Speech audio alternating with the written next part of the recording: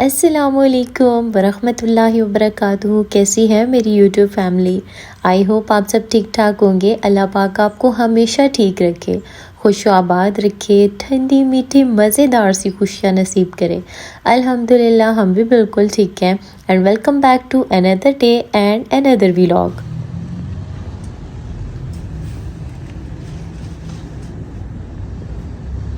अच्छा, आज हमारी मॉर्निंग थोड़ी जल्दी हो गई थी, वो इसलिए कि अदनान ने जिम जाना था। तो सुबह सुबह बस फिर नमाज के बाद सोए नहीं, मैं तो जागती रही। जैसे ही थोड़ी धूप निकली, पहले तो धूप ही नहीं निकल रही थी और मुझे ऐसे लग रहा था जैसे आज बारिश होनी है। बिलाखिर धूप निकल ही आई और जब धूप निकल आई ना तो मुझसे अंदर बैठा ही नहीं गया, फ़ौरन बाहर आ गई और धूप को देखने लग गई।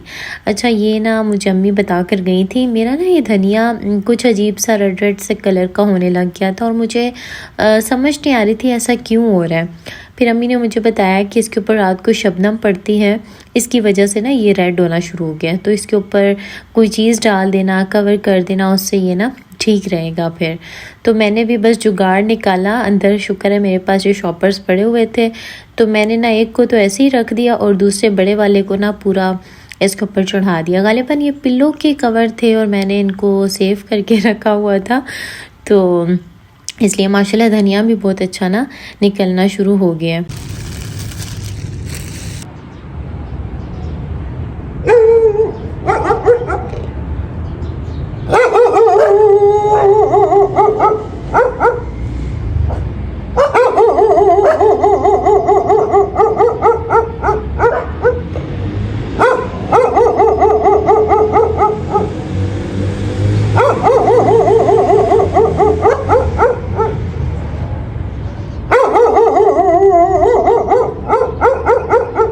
हमारे घर की ना बैक साइड पे ये घर है और इनके ये डॉगीज़ हैं और अचानक ही ये इतने ज़ोर का भौंकना शुरू कर देते हैं कि मेरा तो अक्सर दिल ही निकल जाता है।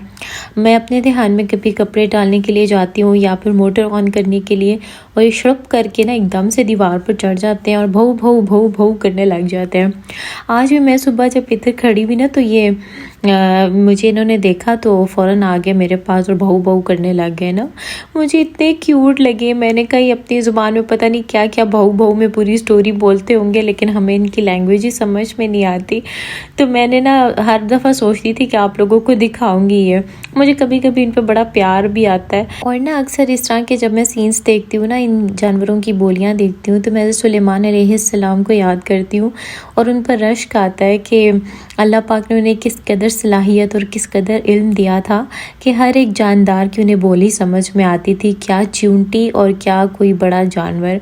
अक्सर चूंटी को भी मैं देख रही होती हूँ कि तो इनके दरमियान भी कोई कन्वर्सेशन हो रही होगी, लेकिन हमें वो चीज़ मालूम नहीं है। तो हज़रत सुलेमान अलैहिस्सलाम पर बड़ा रश्क आता है मुझे। आज ना अदनान ने जिम से वापसी पर मुझसे पूछा कि हलवा पूरी खानी है कि नहीं, तो मैंने कहा क्यों नहीं, ज़रूर खानी है। नेकी और पूछ तो बस फिर हलवा पूरी ले आए थे वो, लेकिन आज इन्होंने चानों में इतना तेज़ नमक डाला हुआ था कि हमने आधे में ही छोड़ दिया। इनका अचार बड़े मज़े का होता है, प्याज़ों वाला, तो मुझे लगा कि इस दफ़ा थोड़ा अचार ऊपर डलवाया है तो हो सकता है इस वजह से तेज़ हुआ, लेकिन नहीं, वो नॉर्मली भी अक्सर ऐसे ही होता है कि उनका ना नमक तेज़ होता है। तो सुबह तो हमने इतना कुछ ख़ास नाश्ता नहीं किया था, तो थोड़ी देर बाद भूख लग गई तो मैंने तो एक पूरी ले ली, साथ चाय पी। और अदनान ने पिछले दिन मटर पुलाव जो बनाया था तो उन्हें बहुत ज़्यादा पसंद आया था, तो उन्होंने वही खाया। अच्छा, आज अब्बू की कॉल आई थी तो उन्होंने बेसिकली चिकन वगैरह लेकर आना था, तो मुझे कह रहे थे कि मैं रोटी के साथ ना पकौड़े खाऊँगा, सालन नहीं खाऊँगा, मैं सिर्फ पकोड़े और एक रोटी खाऊंगा। तो मैंने कहा ठीक है। बस उनके आने से पहले मैंने मिक्सचर रेडी करके रख दिया था ताकि वो आए तो मैं जल्दी से बस फ्राई करके तो साथ ना उनको रोटी बना कर दे दूँ। अच्छा, आज मेरी एक बहुत प्यारी फ्रेंड थी और अदनान की कज़न भी हैं, उनके यहाँ अल्लाह पाक ने अपनी रहमत भेजी है, बहुत खुशी हुई। तो बस अभी मैं उन्हीं के बारे में सोच रही थी और सोचते सोचते मेरे दिमाग में ये बात चल पड़ी कि आजकल अल्लाह पाक ने लोगों को शऊर दिया और वो बेटी जैसी रहमत पर खुशी मनाते हैं, लेकिन जब दौरे जाहिलियत होता था तब तो माँ बाप पे क्या ही बीतती होगी ना, स्पेशली माँ पर। क्योंकि बाप तो बेटी बर्दाश्त ही नहीं कर सकते थे। मैं सोचती हूँ कि उस माँ पर क्या बीतती होगी कि जब उसकी औलाद उसके हाथों से ले जाई जाती होगी और उसे ज़िंदा कब्र में दफना दिया जाता होगा, तो उस माँ के गम का क्या ही आलम होता होगा। लेकिन कुर्बान जाऊँ प्यारे आका, प्यारे नबी सल्लल्लाहु अलैहि वसल्लम पर कि जिन्होंने आकर जहालत के इस अंधेरे को ख़त्म किया, औरत को इज़्ज़त दी, उसे मुकाम दिलाया, उसके हुकूक मुतय्यन किए। लेकिन आज वही औरत इस्लाम को जो अपने लिए बर्डन समझती है और उसको उसके अहकामात की पाबंदी उसके लिए एक बोझ है। प्यारे आका सल्लल्लाहु अलैहि वसल्लम को अल्लाह पाक ने 4 नूरे चशम से नवाजा था। इतना प्यार था प्यारे आका को अपनी बेटियों से कि जिसकी हद ही नहीं। हज़रत फ़ातिमा तो जब उनके घर आया करती थी ना, तो नबी पाक खुद खड़े हो जाया करते थे इस्तकबाल के लिए, उनका हाथ थामते, उन्हें अपने पास लाकर बिठाया करते, उनके हाल सुना करते, उनको दिलासे दिया करते। तो ये होता है एक बॉन्ड बाप और बेटी के दरमियान, जो हमारे प्यारे नबी सल्लल्लाहु अलैहि वसल्लम ने अमली ज़िंदगी से साबित करके हमें दिखाया। आजकल ना माशरे की तल हकीकत भी है कि जिन बेटों के लिए दुआएं मांगी जाती हैं कि बेटा हो, बेटे को पढ़ाया लिखाया जाता है, बेटियों के हुकूक निगलेक्ट किए जाते हैं, उनका विरासत में हिस्सा ख़त्म कर दिया जाता है। इस डर से बेटी पैदा नहीं की जाती या उसकी ख्वाहिश नहीं की जाती कि उसे जहेज़ देना पड़ जाएगा, हमारा माल कम हो जाएगा, हमारा माल गैरों में चला जाएगा। तो वक्त आने पे होता पता है क्या है? सबकी बात नहीं कर रही, लेकिन मेजॉरिटी की बात कर रही हूँ।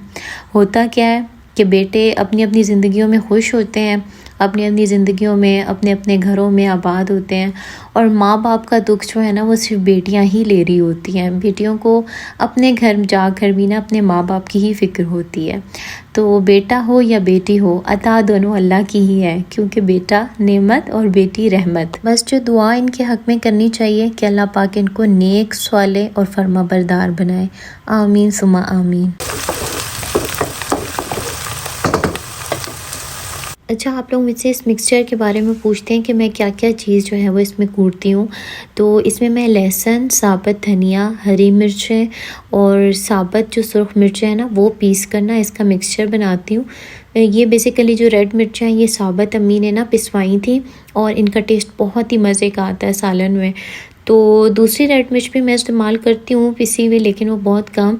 ज़्यादा मैं जो कुटाई में यूज़ करती हूँ ना, जो कूट के इस्तेमाल करती हूँ, वो मैं ये साबुत वाली करती हूँ। अच्छा, अबू आए थे चिकन लेकर और साथ में सब्ज़ी भी ले आए। तो पहले मैं यही सोच रही थी कि मैं आज खाने में क्या बनाऊँ, फिर अब्बू सब्ज़ी लाए तो मैंने कहा चलो आज ना बनाती हूँ आलू गोभी। अब्बू ने मुझसे पूछा था कि गोंगलू लाऊं सब्ज़ी में ना, तो मुझे समझ ही नहीं आई कि गोंगलू किसे कहते हैं। बाद में अब्बू ने मुझे बताया कि गोंगलू दरअसल शलजम को कहते हैं। अच्छा, आप लोगों को इसका नाम पहले से पता था या नहीं मुझे लाजमी बताना। मैंने एक दफ़ा कहीं सुना था लेकिन मैं भूल गई थी। तो अब्बू ने जब मुझे याद दहानी कही तो मुझे याद आया कि अच्छा हाँ, एक दफ़ा पहले भी मैंने ये नाम सुना हुआ है। तो बस अब्बू जब चले गए उसके बाद मैंने खाने की तैयारी की, जल्दी से मैंने गोभी चढ़ाई। अच्छा, मुझे ना चिकन कॉर्न सूप बहुत पसंद है, बहुत बहुत बहुत ज़्यादा। सर्दियों में शादी से पहले भी मैं बहुत पिया करती थी और शादी के बाद तो पता है क्या, अदनान को पसंद ही नहीं है, तो उस वजह से ना मैं बनाती नहीं हूँ घर में। अक्सर ऐसा होता है कि मैं बाहर से ही मंगवा लेती हूँ। मैं ये कहती हूँ कि अपने लिए एक अकेले के लिए क्या इतनी मेहनत करनी, क्योंकि इंसान दूसरे के लिए नई से नई चीज़ बना लेता है जो अगले को पसंद हो ना, लेकिन जब अगले को पसंद ही ना हो तो फिर बंदा कहता है कि सिर्फ अपने लिए मेहनत छोड़ो यार, रहने ही दो। अपने लिए तो बंदा कोई ना कोई गुजारा ही सिर्फ कर लेता है।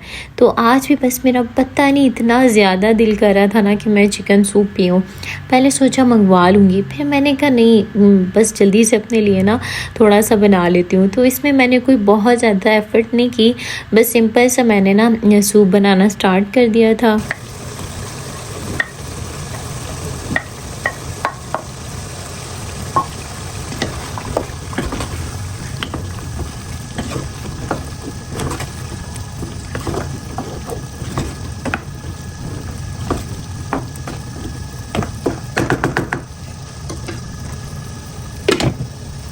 अच्छा, सूप में मेरे पास मटर पड़े हुए थे तो मैंने सोचा था कि मैं मटर ज़रूर डालूँगी क्योंकि मुझे मटर बहुत अच्छे लगते हैं। मैं और मेरी जेठानियाँ अक्सर हँसते भी हैं ना, हमें चिकन सूप बहुत अच्छा लगता है हम तीनों को ही। लेकिन ना हमारे इन-लॉज़ में से किसी को भी नहीं पसंद, ना मेरी सास-ससुर को, ना मेरे जेठ वगैरह में से किसी को पसंद है। लेकिन हम लोग जो जेठानियाँ देवरानियाँ ना, हम लोगों को बहुत पसंद है। तो मैंने कहा कि चलो आज अपने लिए ना बना ही लेती हूँ, एक बार अपने हाथ का भी सीज़न में बना के पी ही लेती हूँ। तो मेरे पास ना मटर थे, मटर मैंने डाल दिया। गाजरें मेरे पास चाइना गाजर नहीं थी, वो अच्छी लगती है सूप में।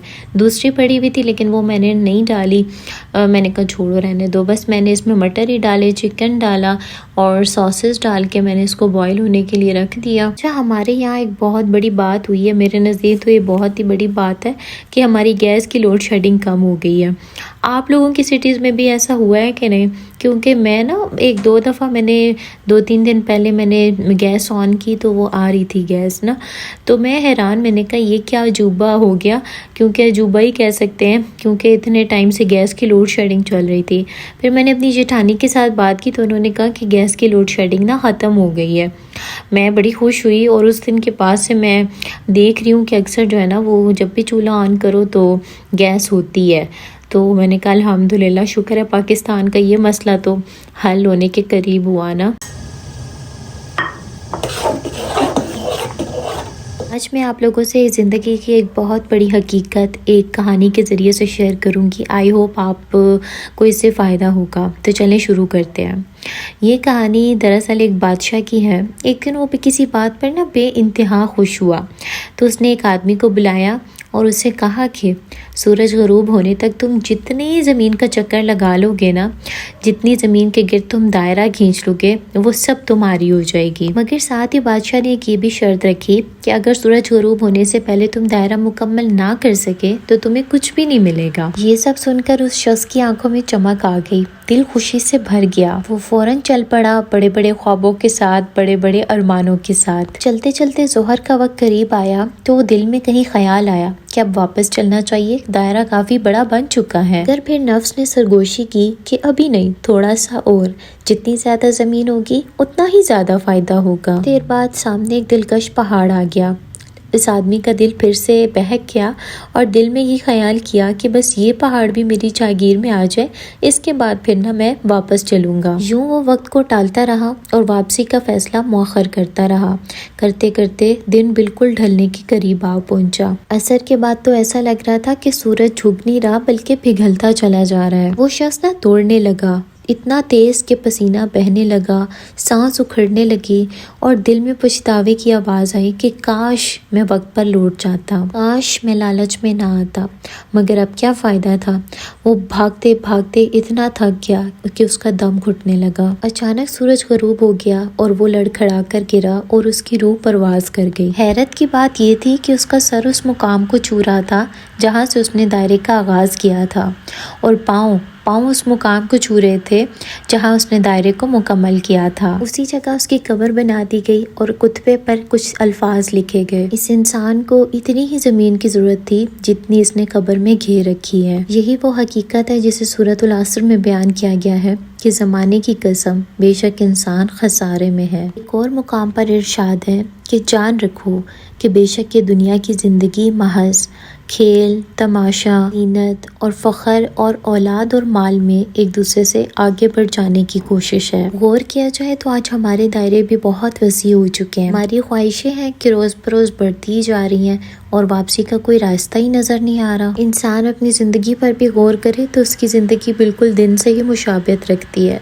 जिस तरह दिन 12 बजे के करीब अपने उरूज पर होता है, इंसान भी अपनी जवानी में ऐसे ही उरूज पर होता है और जब मगरिब के बाद सूरज ढल जाता है तो ऐसे ही इंसान की ज़िंदगी का चिराग भी गुल हो जाता है। इससे पहले कि हमारी ज़िंदगी का चिराग गुल हो जाए और हमारी जो ज़िंदगी का सूरज है वो गुरूब हो जाए, हमें अल्लाह की तरफ वापस पलटना है, हमें अल्लाह को राज़ी करना है। तारिक जमील साहब के अल्फाज ने दिल को बड़ा हिट किया कि अल्लाह ताला इस हालत में मौत आए कि तेरी मोहब्बत को पहचान कर तेरे पास आऊँ, तेरे इश्क में डूब कर तेरे पास आऊँ। आई होप आपको मेरी बात अच्छी लगी होगी, तो वीडियो को मस्ट लाइक कीजिएगा और चैनल को सब्सक्राइब भी कर दें। अल्लाह हाफिज़।